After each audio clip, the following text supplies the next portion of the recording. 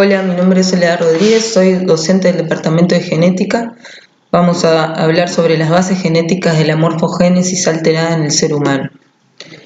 Empezamos por definir anomalía congénita, que es un término que implica un defecto, ya sea estructural o funcional, que está presente al nacimiento. Es una categoría heterogénea que no especifica la etiología del defecto ni tampoco implica un periodo del desarrollo particular en el cual ocurre la anomalía. De manera que las anomalías congénitas pueden deberse a defectos relacionados con el parto o a defectos relacionados con alteraciones en etapas más tempranas del desarrollo prenatal. Si bien la definición implica que está presente el nacimiento, muchas veces no son clínicamente evidentes y el diagnóstico se realiza más adelante.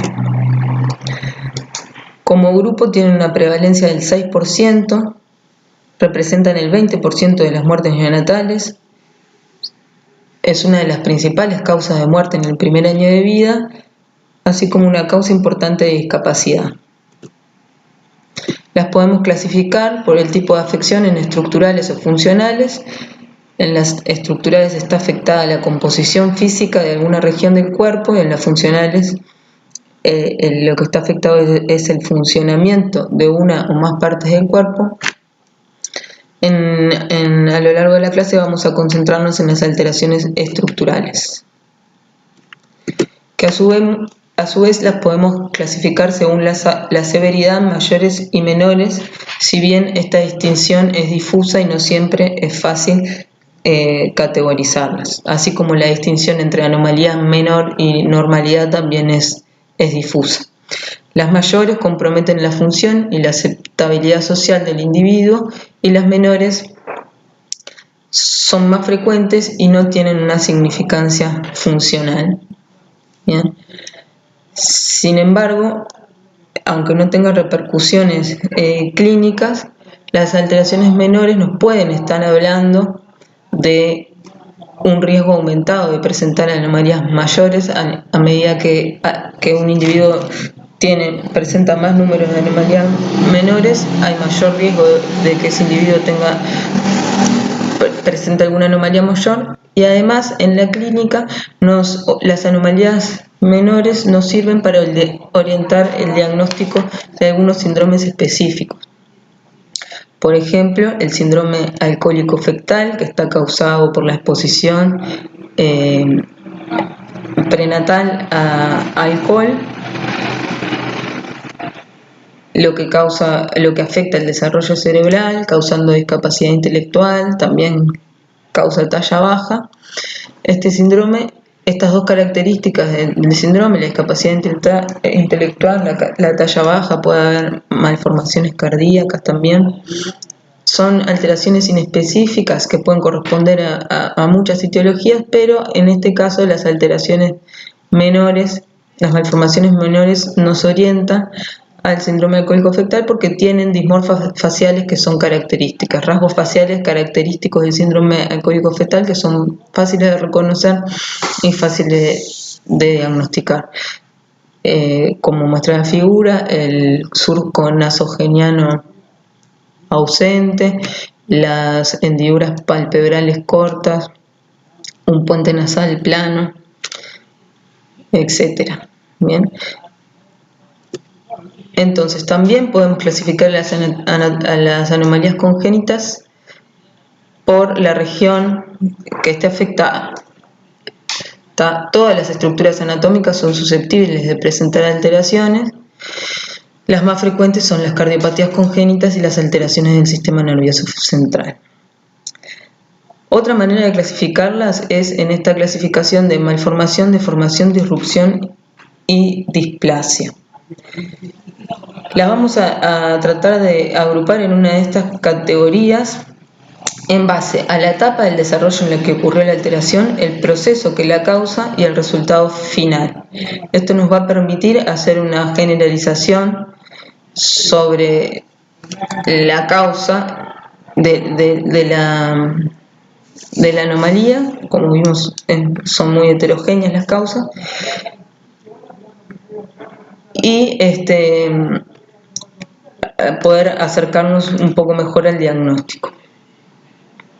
Bien, pero no siempre va a ser tan fácil la distinción entre estas categorías. La malformación es un problema intrínseco, un problema primario de la organogénesis, defecto morfológico de un órgano, parte de este o región mayor del cuerpo que resulta en un proceso de desarrollo intrínsecamente anormal. O sea que las malformaciones se producen durante las primeras semanas del desarrollo cuando ocurre la organogénesis. No nos va a hablar de una etiología porque puede haber diversas etiologías, ya sea genéticas como ambientales, que causen una misma malformación, pero sí nos va a hablar del periodo del desarrollo en el cual ocurrió esta malformación. Acá observamos el labio leporino, que puede asociarse o no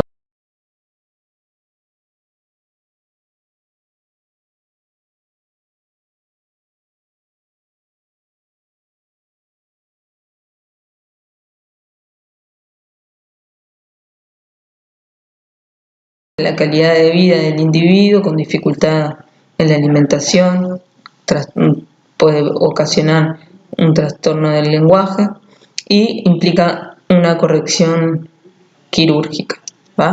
Vamos a ver más adelante cuáles pueden ser las etiologías del labio leporino. Ahora continuamos con los ejemplos. Otra categoría es la deformación. Es una forma, aspecto o posición anormal de una parte del cuerpo que resulta de una fuerza mecánica normal ejercida sobre el feto. Indica una fuerza mecánica que actúa sobre una estructura durante un periodo prolongado, pero es un periodo posterior a la organogénesis. Es una estructura que ya se desarrolló y que sobre ella actúa una fuerza mecánica que hace que distorsiona su configuración, provoca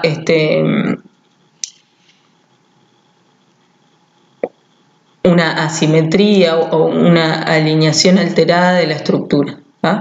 Lo más frecuente es que esta fuerza mecánica se dé por el oligoamnios, por ejemplo, poco líquido amniótico que hace que el feto esté apretado en la cavidad uterina contra las paredes del útero, y eso hace que, por ejemplo, se alteren las articulaciones, como vemos ahí en la figura. Por ejemplo, los embarazos gemelares también pueden presentar deformaciones los fetos debido también a la compresión de algunas estructuras. Bien, en general las deformaciones no son de causa genética, sino, como dijimos, una causa mecánica. Bien, si bien a veces no es fácil distinguirlas o pueden estar ocasionadas por causas genéticas debido a que algunas distrofias musculares, por ejemplo, como ya la propia estructura es más sensible a las alteraciones mecánicas, pueden presentarse deformaciones, no por un desarrollo intrínseco, o sea, por una deformación extrínseca, pero que está predispuesta por una alteración intrínseca. Bien, pero la mayoría de las veces la deformación a su vez también es reversible. Por ejemplo, el pie equinovaro se puede revertir con férulas que se aplican en los primeros meses de vida y hasta años. La disrupción es un efecto morfológico de un órgano, parte de esta región mayor del cuerpo, que resulta de una alteración extrínseca que destruye un tejido que se ha formado correctamente o interfiere en un proceso del desarrollo normal. La disrupción es un poco más severa que la deformación, implica pérdida de tejido y también se da por una alteración extrínseca. El ejemplo clásico son las bandas amnióticas, que son membranas que a veces se desprenden del saco amniótico y se enredan en estructuras del feto, ¿tá? Provocando lo que se ve ahí, los anillos de constricción. En general se enredan en los miembros, pero pueden enredarse en otras estructuras. Bien, ahí vemos un anillo de constricción en el antebrazo y también en los dedos. Bien, y esto también no es un defecto intrínseco del desarrollo, podría haber sido normal, pero sufrió una disrupción debido a esta causa mecánica. Puede haber alteraciones genéticas que causen disrupciones, pero en la mayoría de los casos son ambientales las causas de la disrupción. Y por último tenemos la displasia, que es una organización o función celular anormal en un tejido, que da lugar a cambios estructurales aparentes. Por ejemplo, la acondroplasia, que es una displasia ósea que causa enanismo. Bien, también tenemos que preguntarnos si estamos frente a una alteración. Cuando estamos frente a una alteración, una anomalía congénita, nos tenemos que preguntar si esta se encuentra aislada o asociada a otras malformaciones. Bien, acá por ejemplo estamos hablando de la misma malformación, el labio leporino. Bien, en el caso de la derecha está presente de manera aislada y en la izquierda está presente asociada a otras malformaciones como cardiopatía congénita, alteraciones del sistema nervioso central y otras criptorquidia y otras dismorfias menores que nos hacen pensar que estamos frente a un síndrome, que efectivamente es el síndrome de Patau, que es una alteración cromosómica que provoca estas alteraciones. ¿Bien? Entonces, no es lo mismo si nos encontramos frente a un labio leporino o paladar hendido aislado, porque ahí la etiología y el estudio del individuo va a ser distinto, porque la mayoría de los labios leporinos son de causa multifactorial, esporádicos, cuando son aislados, o si esa alteración asocia otras alteraciones, otras anomalías. Entonces, cuando estamos frente a un individuo que presenta malformaciones congénitas múltiples, ahí es importante hacer la distinción si son parte de una secuencia o de un síndrome. ¿tá? La secuencia malformativa es un conjunto de anomalías que aparecen secundariamente a una anomalía inicial y se producen en serie, digamos. Por ejemplo, la secuencia de Potter es una secuencia que se caracteriza por la hipoplasia pulmonar y algunas alteraciones faciales también, como la implantación baja de las orejas, de la nariz aplanada, y está causada por la escasez de líquido amniótico. ¿tá? El defecto original, por lo general, es una alteración a nivel renal. Puede ser una agenesia renal, puede ser una patología obstructiva, sobre todo en los varones, las válvulas uretrales son frecuentes, puede ser una poliquistosis renal, que lo que hace es que esos riñones no funcionen y por lo tanto no se forme líquido amniótico, se produzca un oligoamnios y no se pueda desarrollar de manera adecuada el feto en la cavidad uterina. La severidad sobre todo está dada por la hipoplasia pulmonar. ¿tá? Entonces acá tenemos un evento original que hace que en cadena se desarrolle el resto de los eventos. Bien. Un síndrome, por otra parte, es un conjunto de anomalías que tienen una causa común que afecta a distintos sistemas, dando lugar a malformaciones múltiples. En el síndrome de Down, una alteración cromosómica, tenemos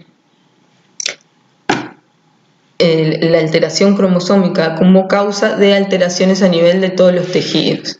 De todos los tejidos no, pero hay muchos tejidos. El corazón, un 45% presenta cardiopatías congénitas, puede haber malformaciones gastrointestinales, discapacidad intelectual e hipocrecimiento.